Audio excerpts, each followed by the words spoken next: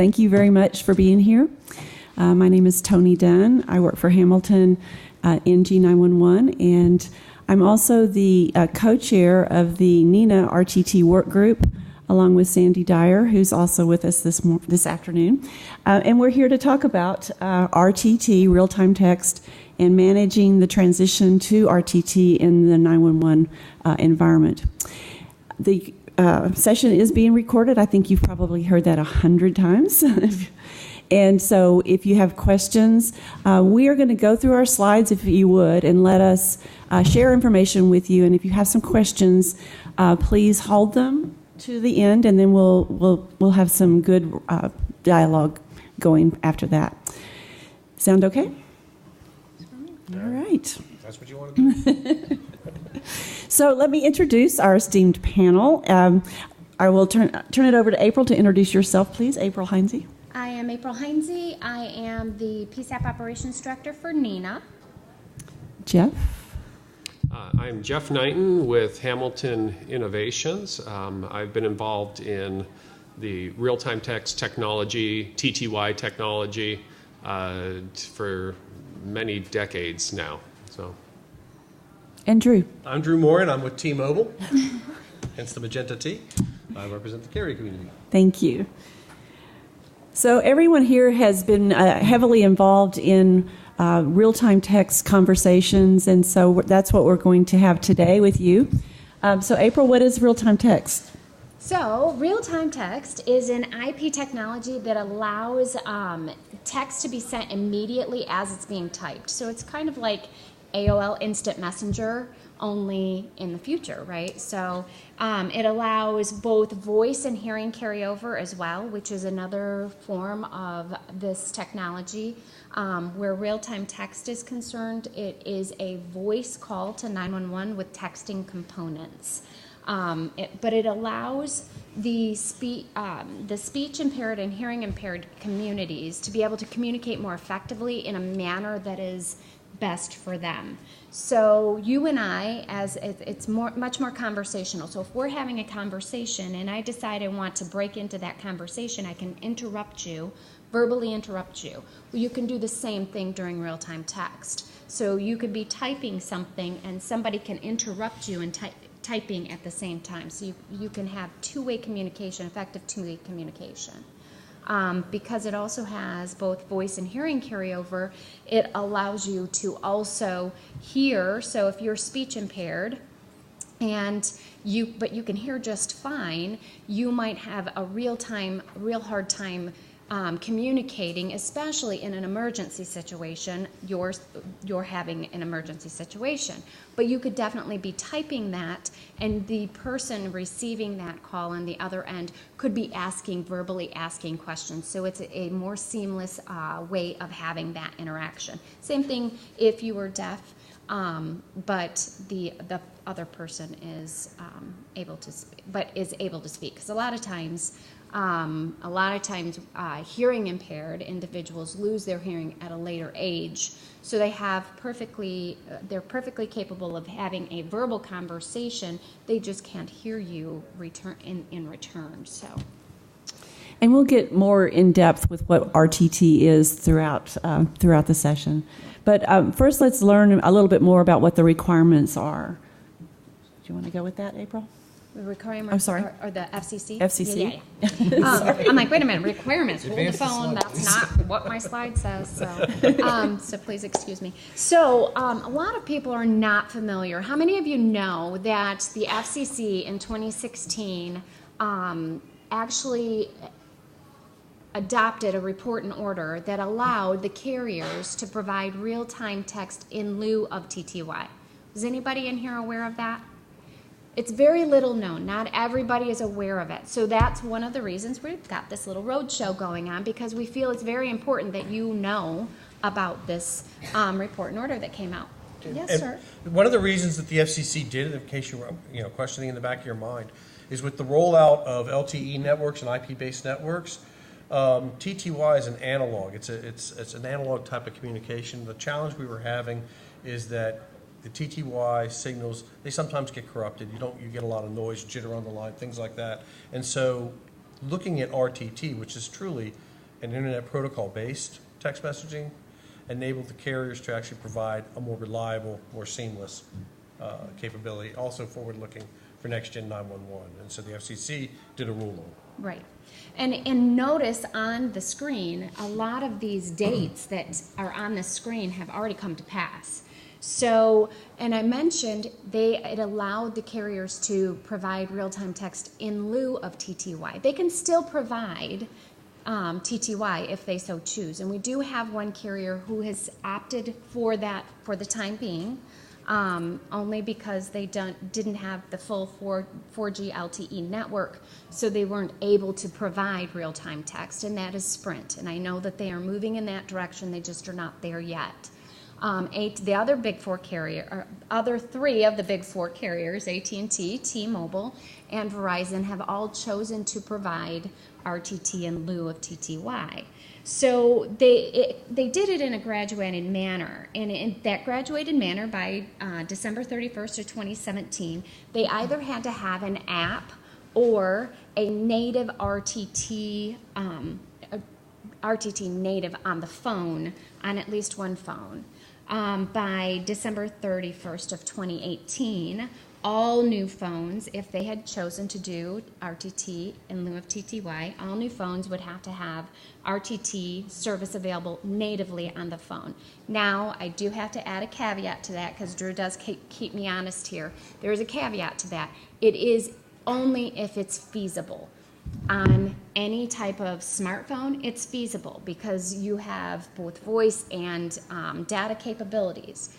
On a flip phone, it's not necessarily feasible to have those. So in a lot of phones, it depends, but there are some phones that they won't have to provide it on their within their carrier specifications. And understand the definition of a phone. It's really a communications device. So there can be other special purpose devices that would not necessarily comply with the requirement.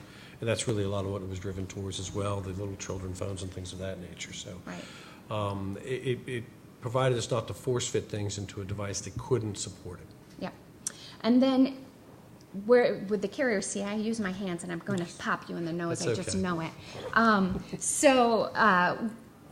By December 31st of 2019, they'd have to have RTT on all devices within their system, other than those that, if it's feasible.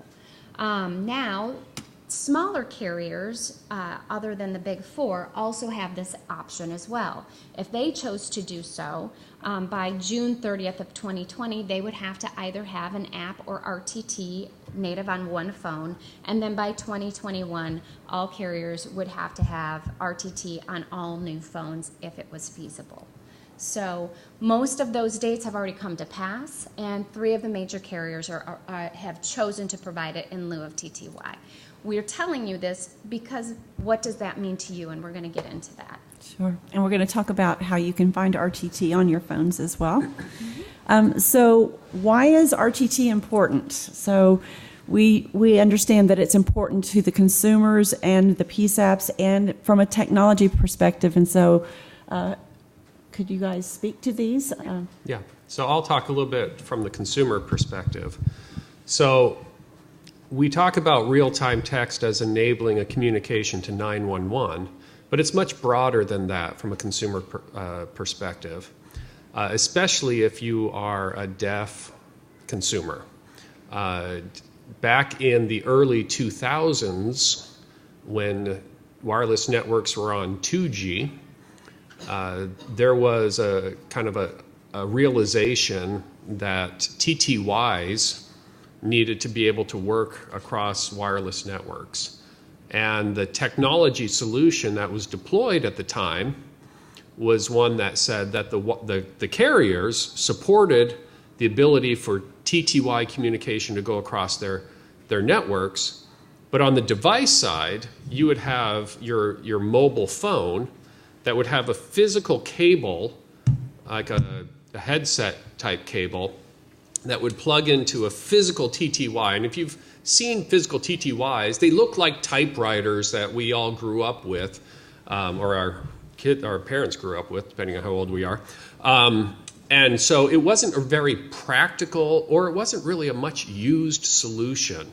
It was a capability that was built in the networks, but if for people that were deaf, it didn't really have mass adoption.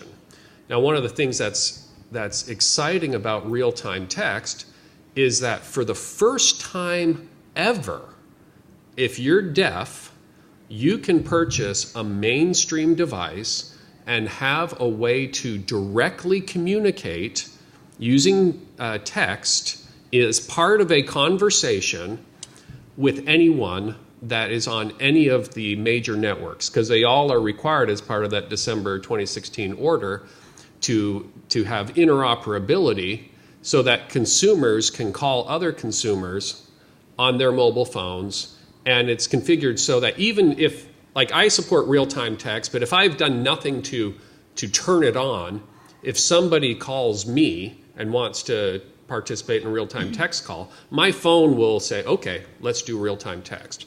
So this, for the first time, for the deaf community, opens up a way for them to have direct communication over wireless networks on calls and be able to support things like voice carryover and hearing carryover.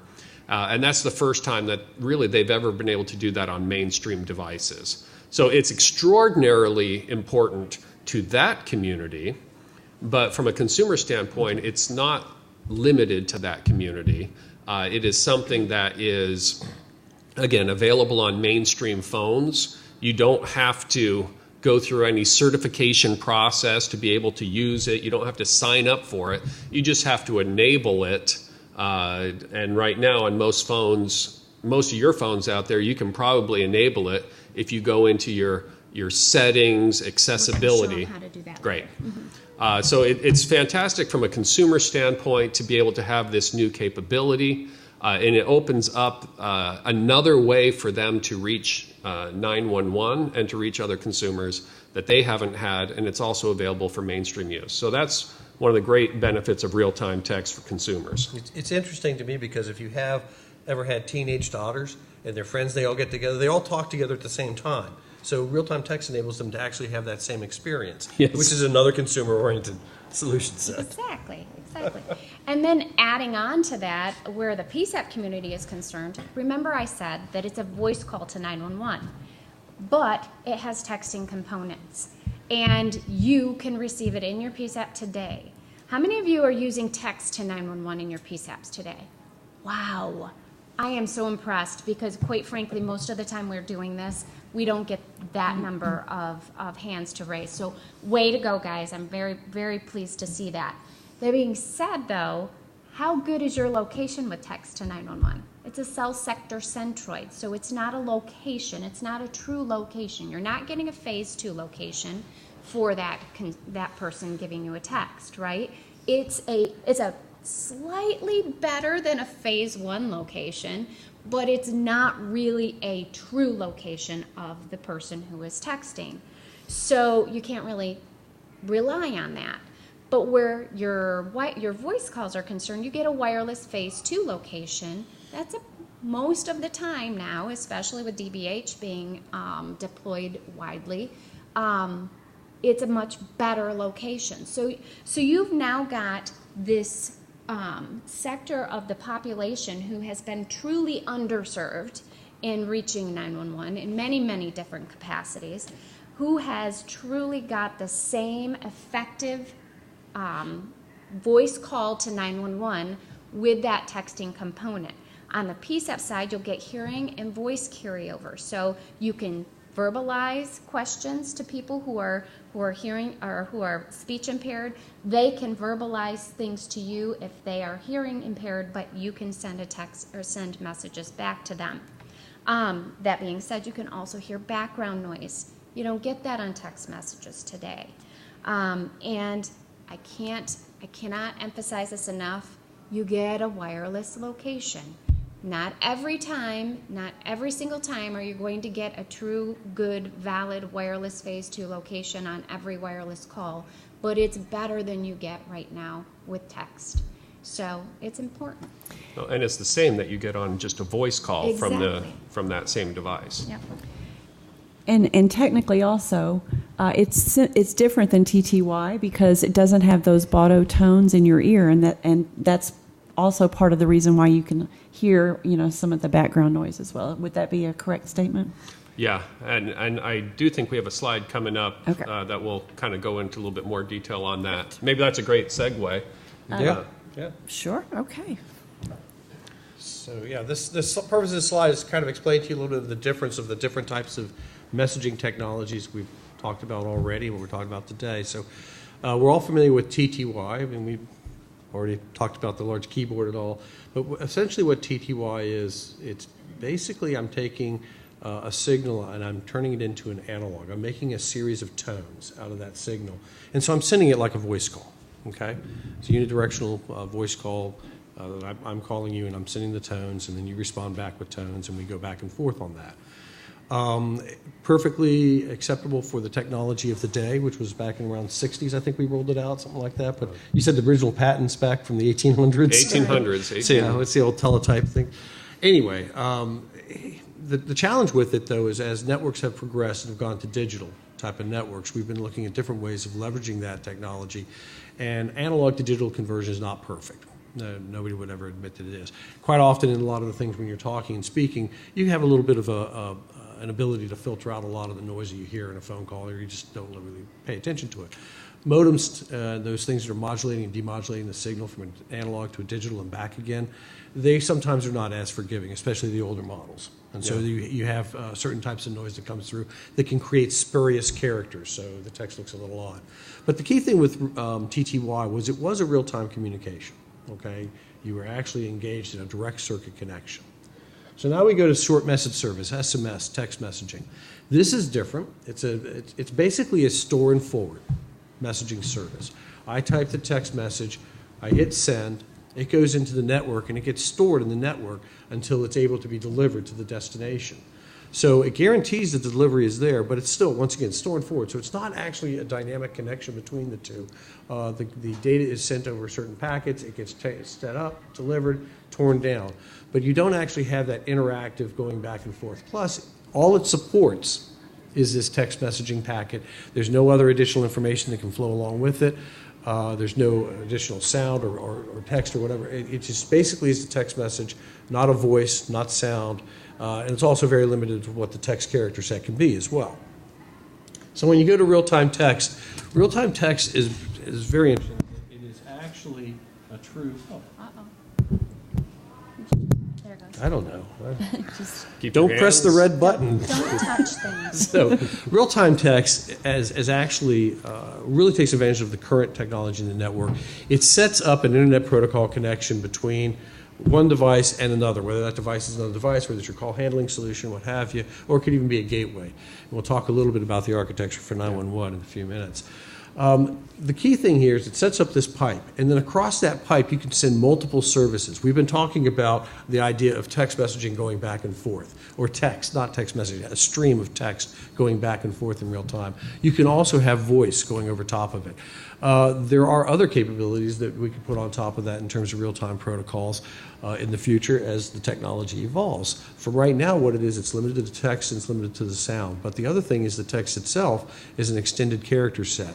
You could send emotion or emoticons across it. Okay, you can send images and things of that nature. But for our intents and purposes, the key here is that it is truly taking advantage of digital, and it delivers in from a standpoint that if you had a next-gen network call handling solution in your PSAP, it would actually integrate directly into that, and it would actually use that same type of signaling patterns, and it would be a very smooth transition. The reason, once again, that we're going to it right now is that we wanted to have a real-time text, and all of these three capabilities are going to stay, if you will, in the network for now. Part of it is until real-time text is truly deployed across the board, TTY, it will still be there as a fallback. Eventually, TTY, we're hoping, will be retired, as it probably should be. SMS, though, is not, and RTT, they don't replace each other. They're actually kind of complementary because, once again, one of them is a real-time communication. The other one might be a discrete message that you're trying to send and get information back on. So there's no reason to expect that one's going to supplant the other. They really do serve different purposes. It's kind of the difference between calling somebody and sending them an email. I mean, in an email, you send it and you'll eventually hear back, and when you're calling them, you're connected. You can't avoid them, so to speak. So that's kind of the things to take into account. From your perspective, the technology is one that's going to give you a more highly reliable call. It's going to have location data associated with it, and it's also going to give you the opportunity to get a little bit more context around it, because you will hear what's coming in across that phone for situational understanding. Thank you. I do want to reiterate a couple of points, because I want them to stand out as you're understanding this. So from the FCC standpoint, we learned that carriers can support RTT in lieu of TTY. And so that really does set RTT up as a successor to TTY.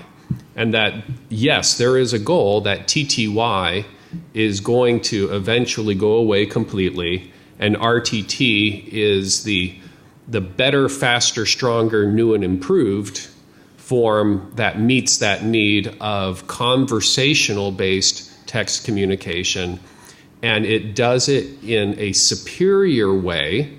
It is faster than TTY. It is more reliable than TTY in that you don't have garbling. It has a larger character set. You're not limited to uppercase characters as you are with TTYs. It is simultaneous, where either party can interrupt the other party without formal turn taking like you have with TTY. So there's all of these improvements on it. And I want to talk about one additional thing on this, that the carriers, as they are supporting real-time text in lieu of TTY, one of their obligations is that if I am using real-time text on my phone to go to my wireless carrier, and I call a number that does not support real-time text natively, then the carrier, and this isn't specifically to 911, this is generally, the carrier has an obligation to insert a gateway function to convert my characters to TTY characters to the other side, and to convert TTY characters from the other side to real-time text on my side. Now that brings some challenges, because RTT is better, faster, stronger than TTY. And I, as a RTT user, don't necessarily have a big sign that blasts on my phone saying that this is being converted. And the TTY user doesn't have that type of signal either. So both parties have to adapt so that they can successfully communicate without necessarily having knowledge that one side is TTY and one side is real-time text. Now this is an interim kind of phase that we're in. Eventually TTY will go away completely, and then you won't need that backward compatibility. But for right now, that's in place, and it affects when I use RTT to call 911. One of the great things about real-time text for the deaf community is that they can call 911 today, and you will receive it. You'll receive it as a TTY call, but you'll be able to have successful communications. And that's a huge advancement for somebody who is deaf to be able to have that. It's not the end state that we're hoping to achieve, which is that the improvements that real-time text has will be available in that direct communication between the caller and the 911 PSAP call handling solution. That's kind of the end state. And we'll get a slide on that, I think, next. And actually, just so you know, we'll actually show you screenshots, and we'll talk more about what you're going to see in the PSAP here in just a few minutes. Great. So it wouldn't be an engineering or technology discussion if we didn't have a network diagram. So we're forced to have that up here by requirement. Actually, usually I'm the one who pushes it, because, and it goes to what Jeff was just speaking to. This actually shows the 3 different stages one can anticipate as RTT is deployed currently to how it's going to interact with the various PSAPs depending on your architecture.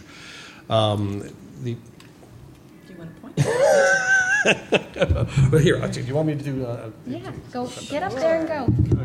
I don't know why they're doing this to me. You have to have They this, though. don't. You can sit. Okay. So let's take a look. This works? It does work. Okay, good. I don't like pointers. Turn it on. Okay, so we're taking a look at what we've got here.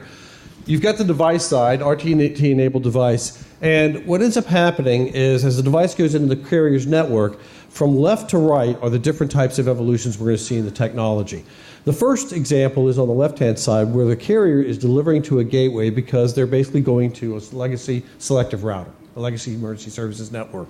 This is actually similar to what Jeff was already talking about, the idea that I can do an RTT call and it's going to be received as a TTY call from a consumer, but in this case, it's going to the PSAP.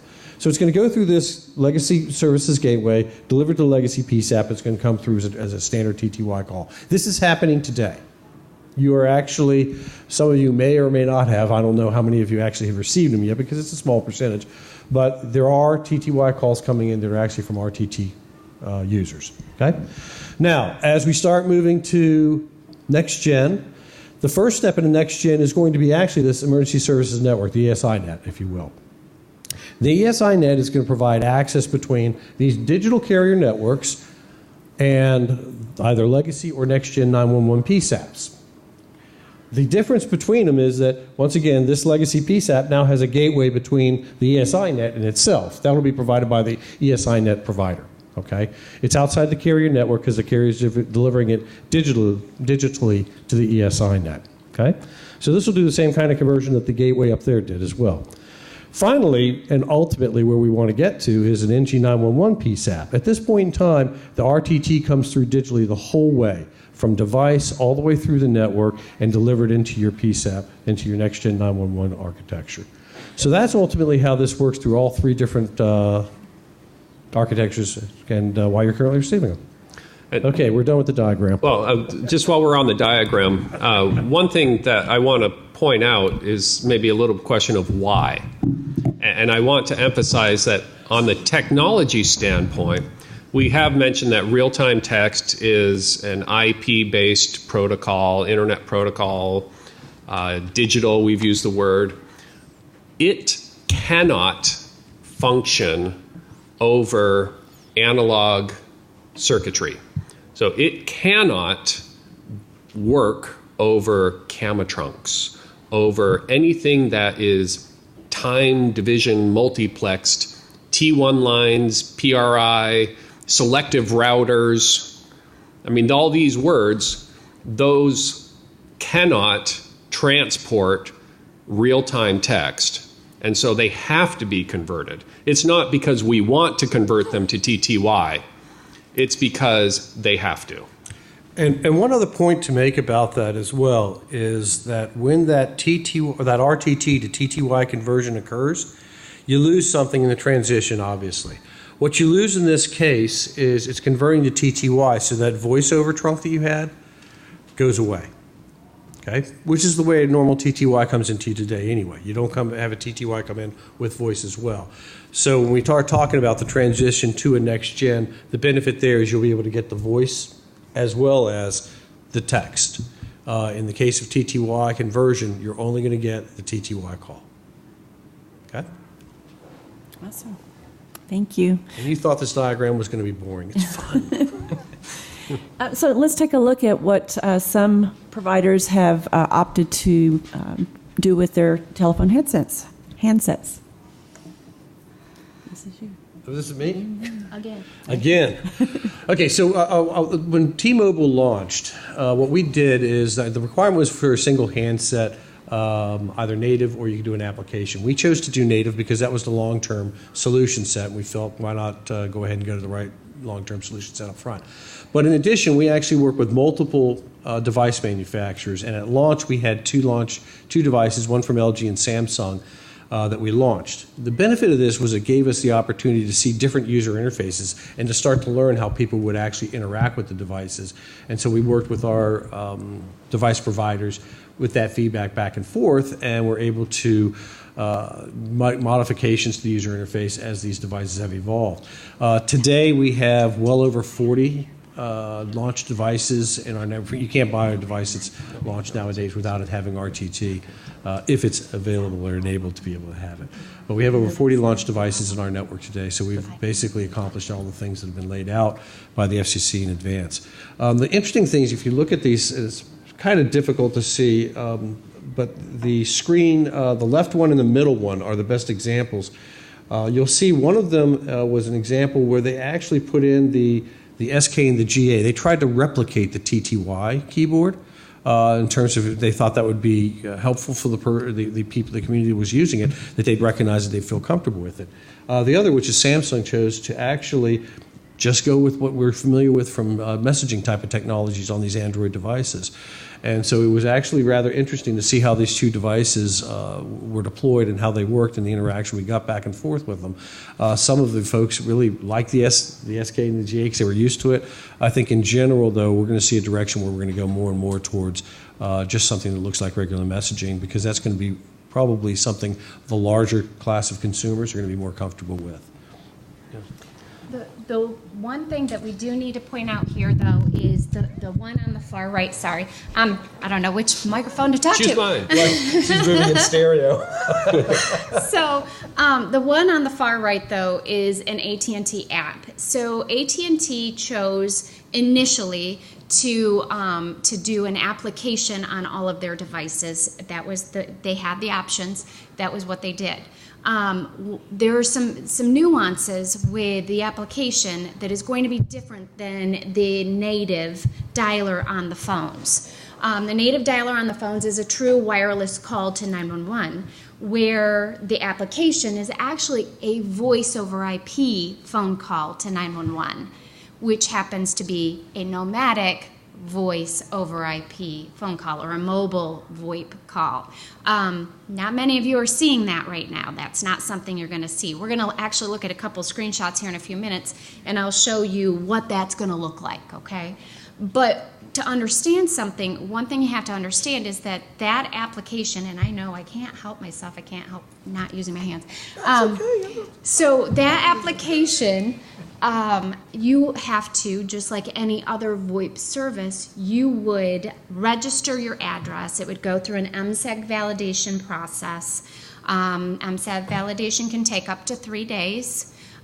So in the event that you have the app, does anybody have an AT&T phone in here? I'm going to suggest you download the app and test this. I'm going to suggest you change to T-Mobile. I'm going to suggest you download the app and test it in your PSAP. If you have anybody here, go back, find out if anybody in your PSAP has an AT&T phone, have them download the app and test. We're going to talk about testing here at length in just a second, because it's very important. You need to know what this looks like, because these are not typical calls that you're going to receive on an everyday basis. People need to understand how they're going to take it.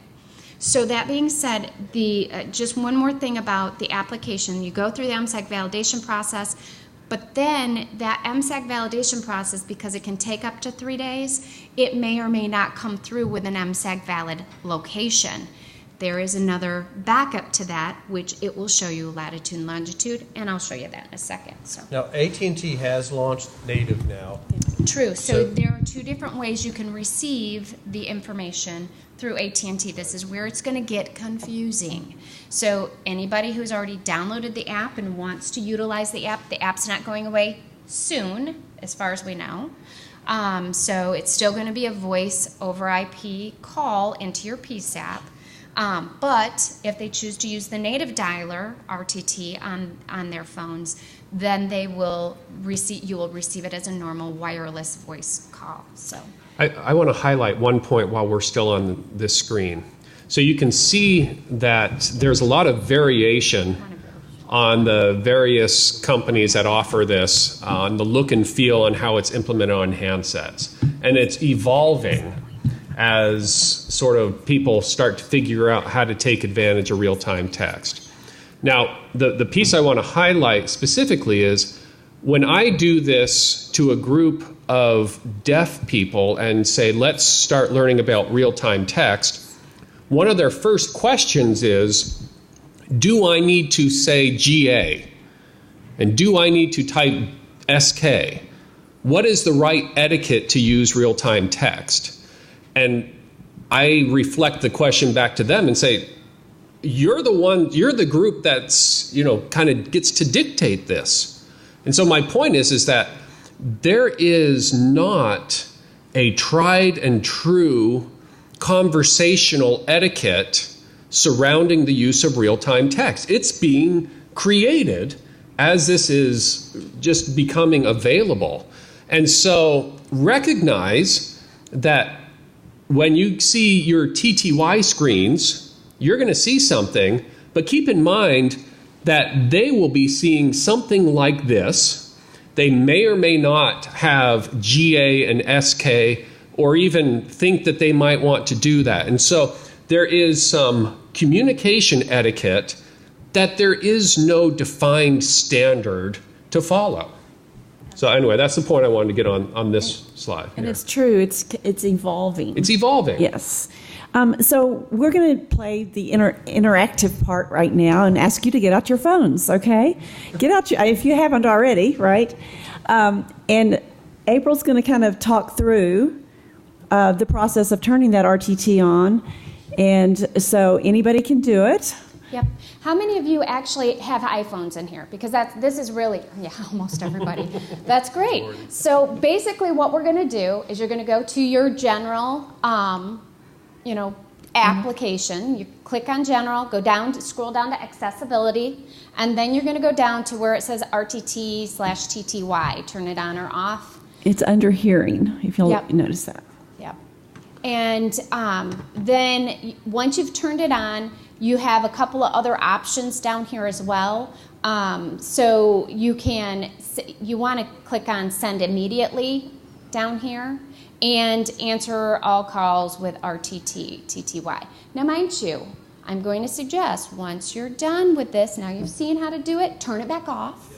Because otherwise it will enable RTT on your husband's phone or your wife's phone, and then they're not going to be able to hear you, or there's going to be some communication issues there, because I did that. Just if they don't have it turned on. If they don't have it turned on, yes, absolutely. So one of the things that I highly recommend, I mentioned earlier, you need to test this. You need to go back to your PSAPs. Everybody has, most PSAPs have varying different degrees of who they have. The wireless carriers that you're looking for right now are T-Mobile, AT&T, and Verizon. Notice I said T-Mobile first, Drew. Thank you. You're welcome. And so those are the three carriers you really want to be identifying. Now, I just showed you how to do it on your iPhone, but Jeff can talk to you about, he has an Android phone, so he can kind of talk you through how to enable it on your Android phones. Yeah, so on Android, there's a little bit more flexibility from the various manufacturers. And so Samsung might implement it a little bit differently than LG implements it. I have a Google Pixel phone. It just woke up because I said the magic word. Okay, hold on a second. On my phone, the way that I get there is I actually click the phone icon, and I go to the top right-hand corner here, and I have settings for the phone. And from there, I go to accessibility, and then real-time text call is something that I can enable. On other Android devices, you don't go to the phone first. You just go, kind of pull down the menu at the top and go to settings, general settings for the phone, and then go to accessibility. And then from accessibility, usually hearing, very similar to this, and then real-time text where you can turn that on. But one of the things that you've said multiple times already is accessibility. I said it too. So anywhere, once you get into the phone, you want to find the accessibility mode, and you'll typically be able to see the RTT TTY setting there. So yeah. Now, if you have AT&T, we had said that you should download the app. You can also try to configure it right now, because some devices do have native integration. Yep. Now, at the PSAP, you should test with both. Both, yep. But you may be able to do that. If you have Sprint as your carrier, then you just get to wait.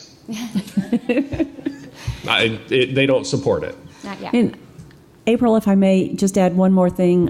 When you turn your RTT on, you want to notice that when you then go to make a call, you're probably going to have a window. I'm not sure on Android, but on iPhone it pops up at the bottom, and it says it's one more step to making that call. It's going to look like it's going to say, do you want to make an RTT call? Do you want to make a voice call? And a relay call. So it gives you options. And if you do nothing, that little window goes away, but your call does not go through. You have to make that choice. And also, iPhone, if you're in your car and you're calling by using Siri, Siri does not recognize you. It won't. That's that extra step that you have to do if you have RTT turned on. And there's not yet a way that I know of using Siri to make an RTT call right now. Yeah.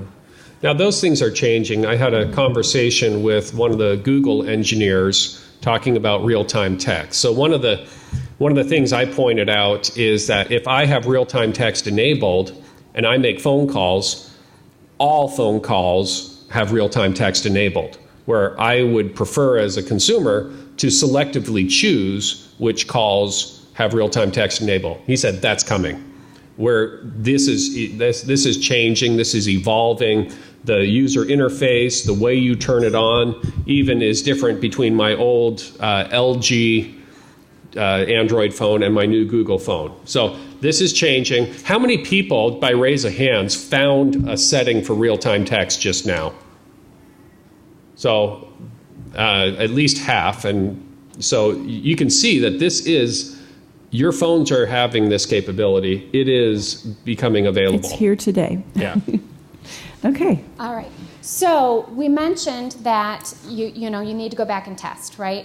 Well, there's definitely some nuances here, but first and foremost, I want you to look at these two screens. These two screens are out of Texas, and I'm going to point out some differences. So, woohoo, go Texas.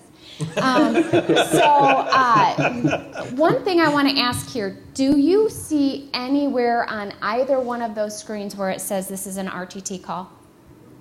No. You're not going to know you are receiving an RTT call when you receive it right now. In the future, when we are fully native RTT end-to-end in a next-gen environment, you would likely be able to tell that this is an RTT call. There will be a mechanism there that you will be able to tell it's an RTT call. But until then, in the interim, in legacy PSAPs today who do not have or even in a next-gen PSAP who does not have a native RTT enabled right now, you are going to get this as a TTY call. Okay, so it's a voice call to 911 with texting components, again, voice and hearing carryover. So notice here that in Texas, in the great state of Texas, depending on who your 911 service provider is, you may get a different class of service than you usually see, which happens to be here, VoIP Mobile, VMBL. Most of us have probably not noticed that or seen that too often. It's basic. That is when they tested the AT&T app. It came in. It's a VoIP call, so it's VMBL, or it could be VNOM, which is VoIP Nomadic. And in some places like Michigan, who the 911 service provider only provides VoIP as a VoIP, that's it, VoIP, that's it, it would be a VoIP call. So it really depends on your area and what your 911 service provider is going to be providing to you. But understand that. The other thing here is that when they did this test, remember I said you had to MSAG validate your address, you had to put in an address and it's MSAG validated. When they tested it, had not been MSAG validated at this point, so you're going to notice there is no address, it just says VoIP call, right? But this is something that you also don't see very often, especially with VoIP calls. There's a latitude and longitude here. The latitude and longitude is a good latitude and longitude. It's a pretty decent location. Just like with wireless, you have to confirm your location no matter what you do, but you need to understand that that could be a differentiator here for you. When you receive a VoIP call and you see an address and or a latitude and longitude, that could be a differentiator. That could trigger you to say, hey, I think I might be receiving an RTT call. Another question for you guys. How many of you are challenging your open line wireless 911 calls with TTY today? I should see everybody's hand go up because it is a requirement, folks. It is a requirement. However, we have gone away from that because we get so many butt dials, we just don't do it. And there's so many PSAPs across the country who are not challenging those wireless open line calls. They're just hanging up, calling the person back, leaving a message, whatever they're doing, or sending a text message. Some of us are sending text messages now. The problem with that is you could be receiving a RTT call and you won't know it's an RTT call until you challenge it. Sometimes, if some of the carriers are automatically sending, not carriers, I shouldn't say carrier, some of the manufacturers of the devices are automatically sending a couple of BOTO tones, so it automatically pops your TTY window. Are any of you in here using TTYs that are old-fashioned TTYs still? Good. Unfortunately, we do have a lot of PSAPs out there that still have them. So you still have to do these things. You still have to put the phone into the TTY device and send those BOTO tones no matter what. Because if you don't, it's possible you're hanging up on somebody who is sending you an RTT call. So make sure your PSAPs are challenging those calls. Let me see. Over here on this side, this is a native dialer. So notice it came in as a wireless phase 2 call. Over here, you're going to notice that there is some, this is the TTY window that pops up. There's some information that's going back and forth. You get normal, your latitude and longitude. The most important thing here to understand is that you're not going to see anything flashing up here that tells you, hey, this is an RTT call. But you can receive them today. Probably not going to receive too many yet, but we could see an uptick in our TTY calls in the PSAP. How many of you have received an actual TTY call in the last week in your PSAP? Last month? Last year? Right? We're not seeing a ton of these. So if we start to see these, more than likely it's going to be an RTT call because this is going to be a valid option for them, for this community, to get good location into a PSAP, two-way communication, etc. I guess I need to keep moving. Go ahead. Okay. This is yet another one of the testings we did. Happens to be in Michigan. Can't believe why, because maybe I'm from Michigan, right? I want to mention here, too, how many of you are using confidence and uncertainty in your wireless calls? Good, I'm glad to hear that, because confidence and uncertainty is a very good way for you to determine how accurate your wireless phase 2 location is. This does show confidence and uncertainty up here. It was a 64-meter accuracy. So again, here's yet another, just nothing up here is going to show you that it's an RTT call. The mic? Yes. Lastly, one of the things we didn't kind of touch on, depending on the application, the native application on the devices, some of the manufacturers did not automatically turn the mic on in those native applications. So my iPhone, the mic does not automatically turn on today when I do an RTT call. You actually have to physically turn it on. In this specific CPE, you can tell that the mic was muted. So some CPEs are going to show that, some may not. So probably okay today because we're converting to TTY. Mm-hmm. Absolutely. Well, April, what can we do about this? So, well, first and foremost, the one thing that if you want to move into an actual native end-to-end RTT availability, you're going to have to reach out to your CPE and or your texting providers, because sometimes both may be willing to do real-time text either way.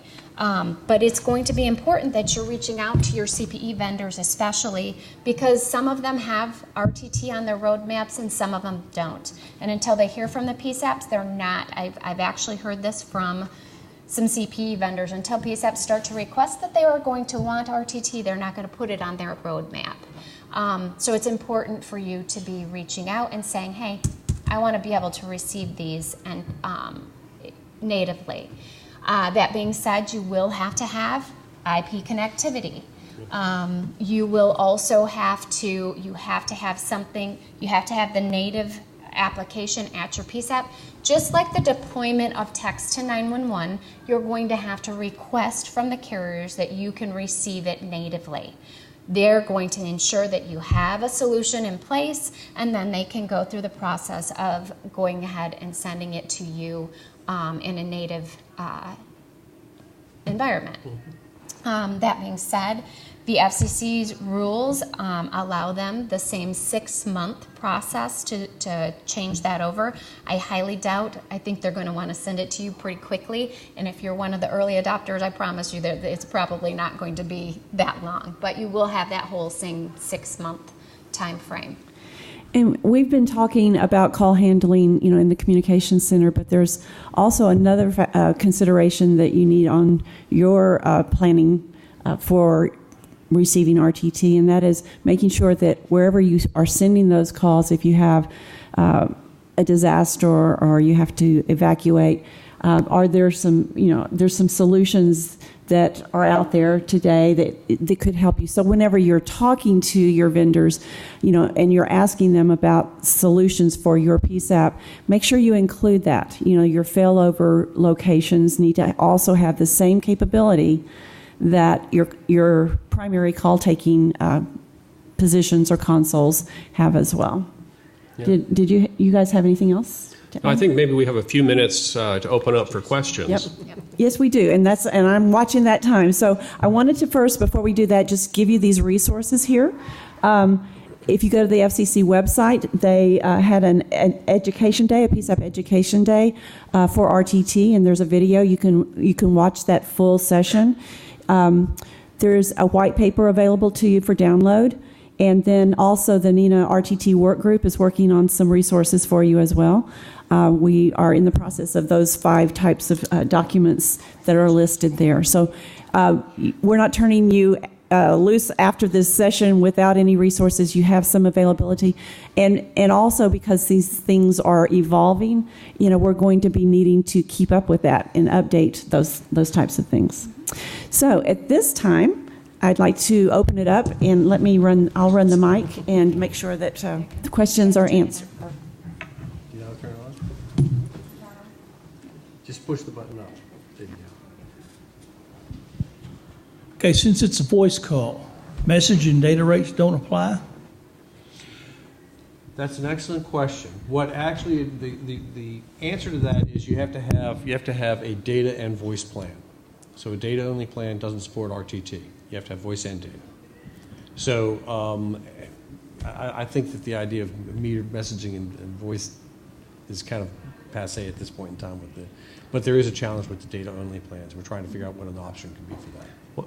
One thing to note is that the amount of data used during an RTT call is negligible. I mean, it is almost nothing. So it's not like video, which is something where it takes up bandwidth quickly. Real-time text doesn't have a strong impact. No. In a legacy environment where you have the gateway that transforms the RTT into a TTY message, can a PSAP initiate an outbound RTT call, and will the gateway take the TTY, convert it to RTT to the caller? The challenge with that is going to be that the PSAP would have to have a next-gen or an IP connection to go out. So I don't see how that could be actually architecturally done. Until they have a native dialer. Well, yeah, that's what I'm saying. You'd actually have to be connected into an ESI net. Because otherwise, if you're trying to do an IP call out, you have to be able to, you're dialing the number and you're going to go through a gateway to get to that. So, but the callback, if you originate it as a TTY to an RTT phone, the carrier is going to put a gateway on that call for a normal.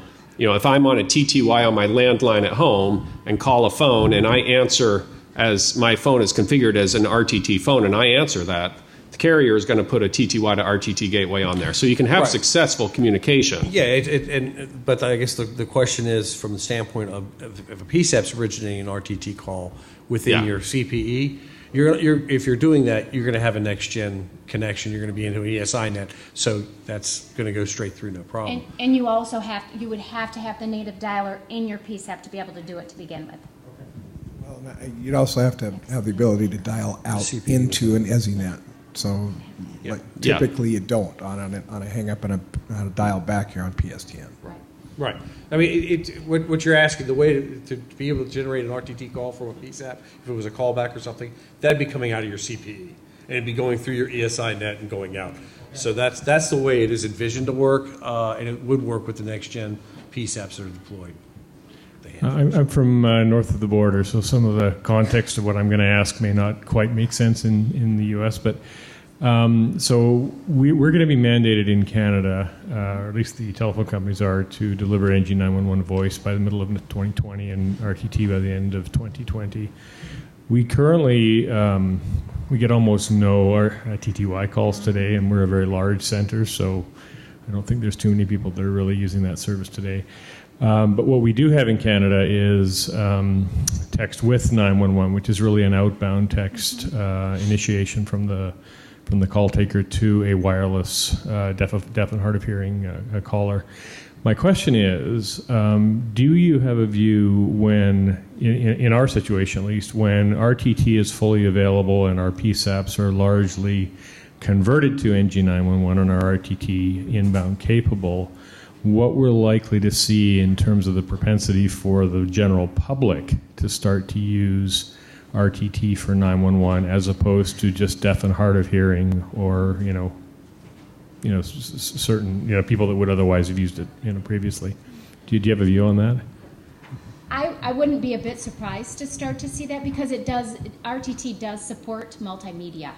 So where text does, but typically text being received in a PSAP is not currently allowable for multimedia, but we don't know.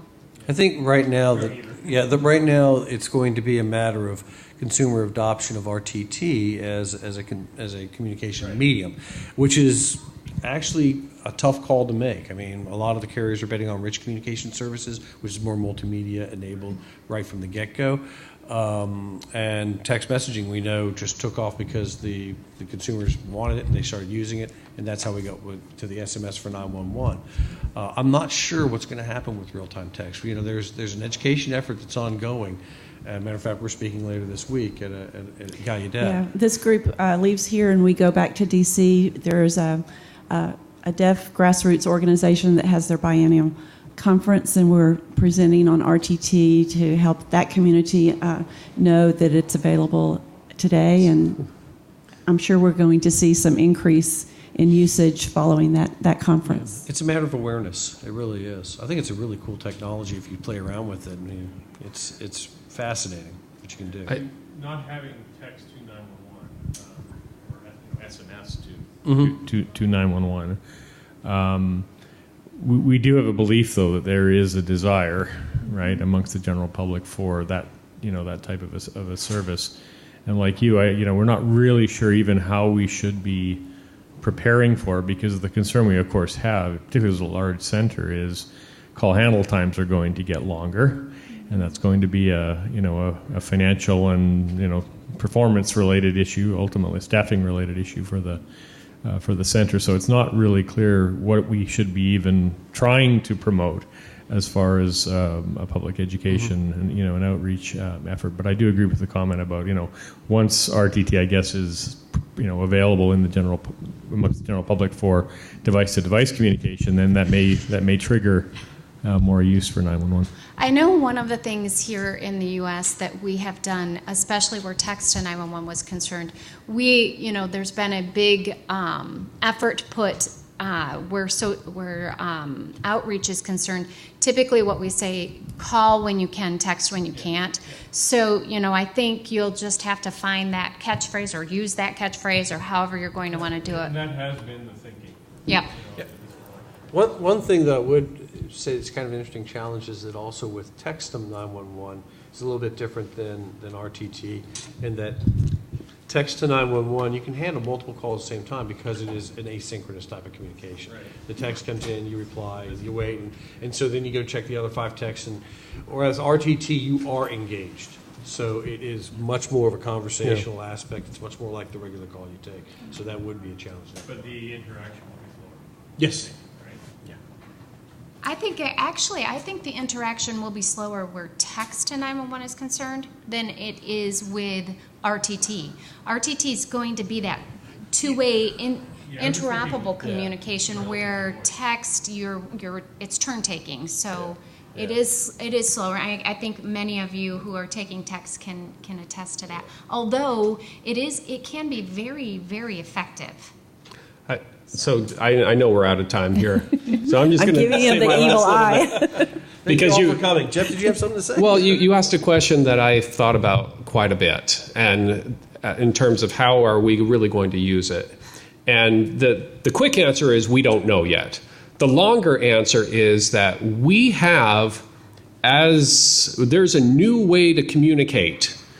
There's a text channel that devices can send text information in parallel with voice and with video. And so there's a whole world that can be created. I'm thinking of things like, what information can a 911 call handler present in a textual form to complement a voice call? What type of information can a consumer on a device have that that is able to be conveyed in parallel with voice? How can this text channel be used? And I'm pretty sure it will be, and we won't be able to predict it, but that it's going to be used, and it's going to improve our ability to communicate. You have another form of communication available that's complementary. So we'll find a way. Okay. I'm sure that these esteemed panel members would be willing to answer questions one-on-one following this session, but we are out of time, and so join me in thanking them for their time and information. And thank you for coming.